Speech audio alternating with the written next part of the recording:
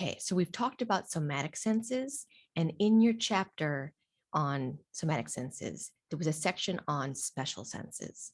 What this means by special senses is there is a specialized organ that can detect a specific stimulus, and it's very special. So it's only located one place in the body.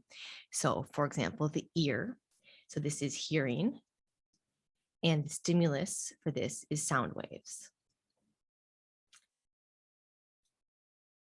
And these first, so I'm going to go through the special senses we'll talk about, and then contrast them to what are not special senses.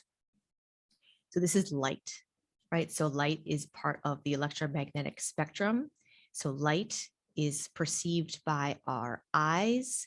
Our eyes are a special sense, complex organs that contain sensory receptors as well as other structures to help us better focus and see very well. So this allows us to see, so vision. Smell is what's happening here. So there are odorants. I'm going to actually call them odorant molecules here because they are molecules, they're chemicals. It's going to be important. And then lastly, we've got tastants or tastant molecules, because they're also molecules. This is going to allow us to taste. So what makes these special senses is the type of receptor, but as well as the entire organ that allows us to not just like know there's light, but be able to see color, be able to see far away, be able to see close, be able to see 3D, be able to see motion, be able to see what things are, where things are. A lot of that happens in the brain, but also a lot of it has to do with our lens, our pupil, how our retina works, all that stuff. And then each of these is also only located in one part of the body, unlike general senses, which are located throughout the body. So proprioceptors in various tendons and muscles, touch receptors all over the body, thermoreceptors, nociceptors, those are not specialized. Although some might be located like deep in the dermis versus superficial, they're still generally all over the body.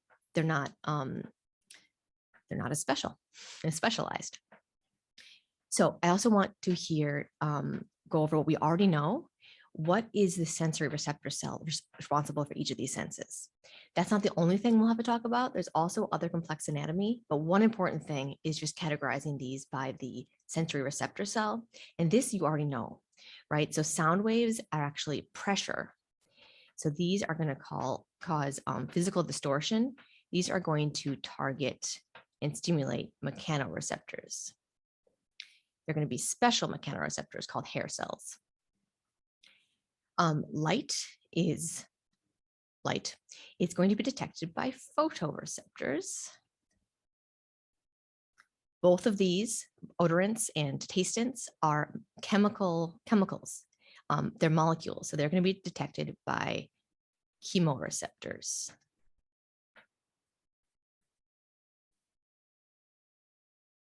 So there are the sense receptors. There's also balance. So the inner ear also relates to equilibrium and balance. That is also related to mechanoreceptors, and I won't be talking about that more, but that is also another special sense is equilibrium and balance in the vestibular apparatus of the ear.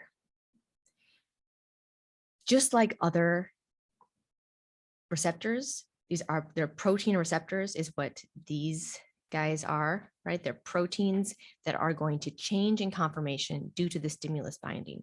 So that big picture of change in protein structure, change protein function, we talked about week 1, key here, right? For getting the big picture of how this stimuli can cause eventually a change for the sensory transduction, which is a change in membrane potential, potentially an action potential, which is a signal that our brain can interpret. So sensory pathways to the brain, these mostly like pretty much represent our cranial nerves. 12 pairs of cranial nerves, one for each side of the body, that all originate in the brainstem, mostly. Sorry. Cranial nerves are axons, bundles of sensory or motor information. We are talking about sensory right now because we're talking about special senses. Most sensory systems also pass through the thalamus. And you already know the thalamus is a sensory relay station. So nothing new here, right? Let me actually pop up here our cranial nerves from an image that you've seen before on the sheep brain and in lab. And let's talk about the ones we're going to talk about and see them in their pathways. So first, let's just start up front here, olfactory, right? Cranial nerve 1, that is here, going to through the nose to the olfactory bulb. We'll talk about where this goes. This is actually one sense that doesn't really have a primary cortex for it. It's going to be closely connected with the limbic system, emotions and memories. Next, we've got the optic nerve. Remember this from your sheep brain. That, of course, is our going from our eye. That goes actually directly to the thalamus, the lateral geniculate nucleus of the thalamus, and then projects to the visual cortex. Makes sense. So there's a primary cortex that is devoted to processing visual information. And in order for a visual stimulus to be perceived, it needs to go to the visual cortex.